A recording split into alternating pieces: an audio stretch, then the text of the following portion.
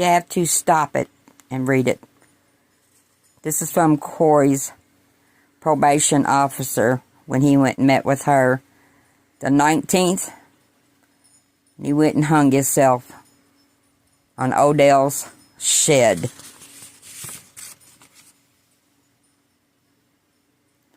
Evidence. Evidence.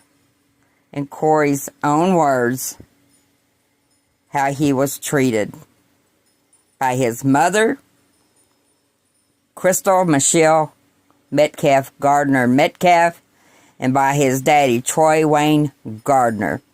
Crystal was a drug addict. When she was 17 years old, when she had him, Corey was an alcoholic. Corey talks about how he was abused. I spoke to his probation officer yesterday. I called her and let her know that Corey hung himself. And she called me back.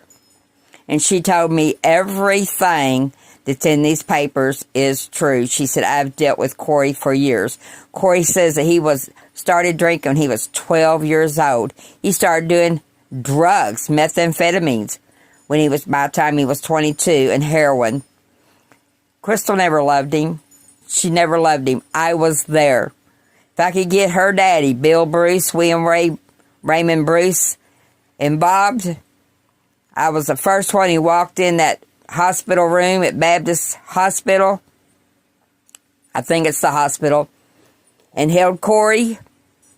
And Crystal and Troy said, oh, well, we've not got to hold him yet. And I said, how come? You were in here with him for 2 hours. Bill Bruce walked in and I handed him to Bill Bruce. Me and my mother took care of Corey. We fed him. He was starved. He was neglected. And all he ever said was, all I want is my family. I worked hard when he broke in my house in January of last year because Rodney Metcalfe gave him my mom's car that he stole to sell drugs in. Rodney told me that Keith Stewart had told him that him and Corey was selling drugs in Mom's car. Keith Stewart was over there one day, across the street where the trailer burned down, that he had told Rodney the same thing, because I'd asked him in front of Rodney, and Keith Stewart confirmed it with Rodney standing right there in front of me, that him and Corey, not him, but Corey was out selling drugs in my mother's car.